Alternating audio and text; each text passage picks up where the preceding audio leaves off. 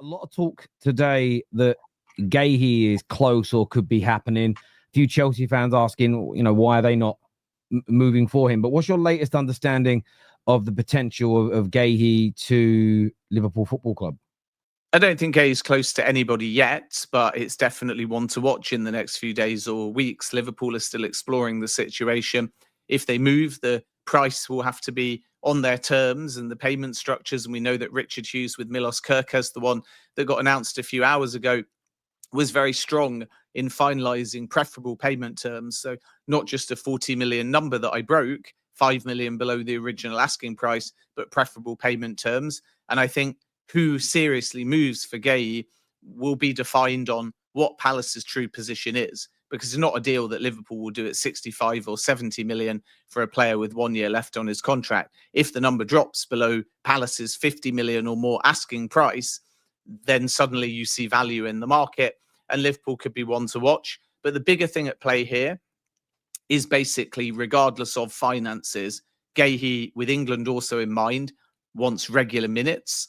And a lot of the suitors that have looked at him have to decide whether he's coming in as a starter or whether he's actually starting as a squad player. You have Liverpool with Virgil van Dijk and Ibrahima Konate. You could make an argument that Konate's contract is running down and therefore Guéhi takes preference and gets a lot more minutes. But we have to wait and see what happens with the contractual situation of Konate. And also if Liverpool are prepared to do what they did with Virgil van Dijk and Mo Salah and just let that contract run down a little bit into next season. You've got Tottenham, who bid 70 million for Guéhi in January. They've got Mickey van der Ven and Cuti Romero. You've got Arsenal, who hold a interest, we can probably say, without over-egging it. But again, they've got Gabriel Magalhaes and William Saliba.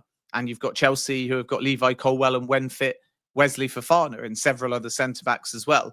So I think Guéhi may wait and delay a little bit in order to establish what his preferred destination is.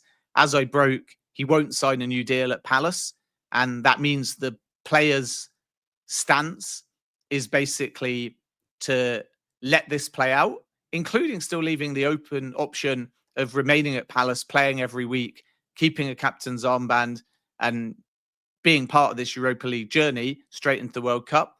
But Palace's stance, because of that Guéhi desire to move on eventually and not sign a new deal, is they would rather sell sooner rather than later and use that money to try and fund their Ousmane Diomande pursuits, because there are other clubs at the table there, but Palace are still in talks and they feel maybe Guéhi could go for 50, Diomande could come in for about 40 million. So that's kind of where we're at.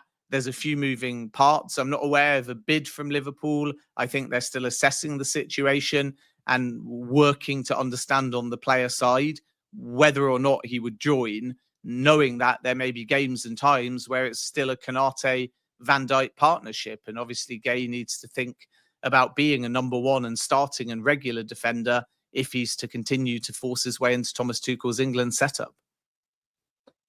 Yeah, it makes a lot of sense. And the other deal that, since you made a few comments about this, I think it was a week or so ago on Give Me Sport with the brilliant Joel Bayer and the young lady's name. Olivia. Yes, Olivia. Regarding Isak and the potential move to Liverpool, there's been that brilliant Times article, which I can't lie, I love. Newcastle fans extrapolating the bits about offering a new deal, the highest paid player ever.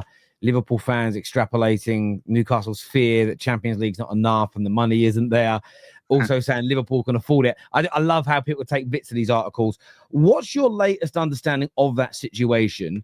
Could a bid happen? And is this deal possible this summer, Ben? Yeah, it's funny how bits get aggregated on social media and the whole thing blows up. And my report was very clear. Liverpool haven't given up on Alexander Isak. He's the dream target. And I think that's obvious. And once we get into July, you would expect, with Liverpool having quite a lot of PSR headroom, them to put serious money on a number 9, especially if, as expected, Darwin Núñez leaves. And as I reported yesterday, Napoli's his preference. So July is going to be key to Liverpool showing their hand. But whether Isak or another striker, there will be a big money move for somebody. And they haven't given up on Alexander Isak. But is anything moving in June? No. Do Newcastle hold all the cards? Yes. And that's basically what I reported. This is a very tough deal. Liverpool would be prepared, if given encouragement from the player side or Newcastle, to offer more than the package put down for Florian Wirtz. But once again, Alexander Isak's a Newcastle player. He's contracted until 2028. Newcastle have got Champions League football. They definitely control this narrative. But have Liverpool gone, we're walking away, there's no chance, we're moving on to other targets? Absolutely not. And we're so early in the summer that only really when you get into the July period and players return from their holidays, clubs' financial positions are a bit clearer. We'll know perhaps if Newcastle are going to get Isak to sign a new deal. That's when you start to maybe move. And I think we're going to see a big striker merry-go-round with full clarity on who's going where. And it will start with one. You could argue that's Liam Delap to Chelsea, but remember, they're in for another forward. It might be Arsenal picking between Gyökeres and Šeško. It might be Manchester United after Mbumo, if all goes to plan, drawing up another list of names. But we're going to see in July that merry-go-round of striker movement, and then it will be apparent.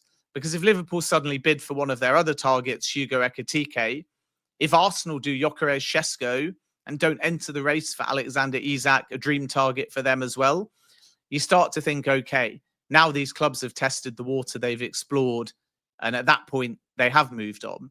But right now, Liverpool haven't moved on. To stress, because it always gets taken out of context, it's not to say that they are moving. It's to say they're waiting for the right opportunity to resolve the Isak situation one way or the other. They will assess in July based upon Isak, Newcastle, finances. If this number is 200 million, then of course it becomes highly unlikely, if not impossible. If it's 150 million, do you start a conversation and try it and drive it down a little bit? And in doing that, does the player push for a move? So these are variables that will happen later, whereas now we're not really getting any movement.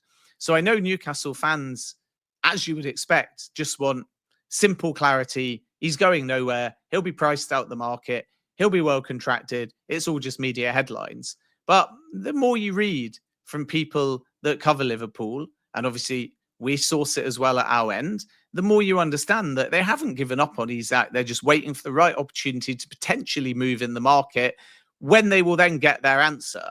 And at that point, they may just walk away because it's an incredibly tough deal to do.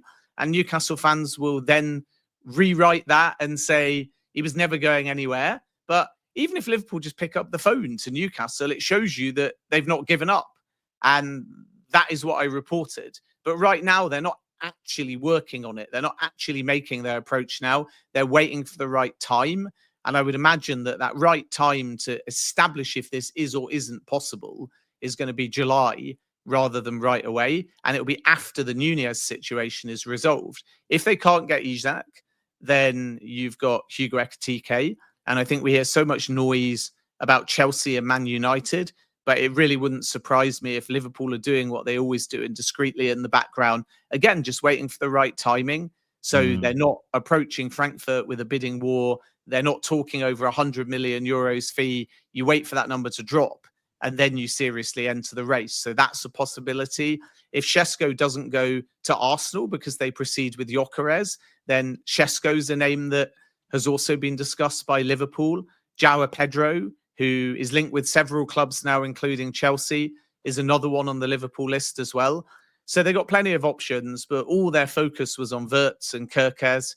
And now I think we're going to have to wait for a couple of outgoings, particularly Nunez and Napoli. And then in that first or second week of July, I think Liverpool will get going with their search for a new number 9. Yeah, look, I think everything you just said is kind of a lot of my views on the Isak situation have been coupled alongside the comprehensive breakdowns I've heard you give elsewhere, and what you've said here on the terrace. It's a situation where, as you say, where it may happen, it could happen. The money's there. I still think what I've believed all along: if the player's head's turned beyond 90%, so if he does a 180, I think Liverpool get him, because Newcastle are a well-run club, and well-run clubs don't mean that don't typically keep players that don't want to be there anymore. If, for instance, he has a little look and says, if Newcastle agree a deal, I'll leave. If not, I'm staying. Liverpool probably lose the negotiations. And that's why, as you say, I'm seeing sort of two different sides to this where no, 100% isn't happening. If you're saying that, you're guessing 100% it isn't happening. No one knows 100% whether it's going to happen or not. So thank you very much for that update.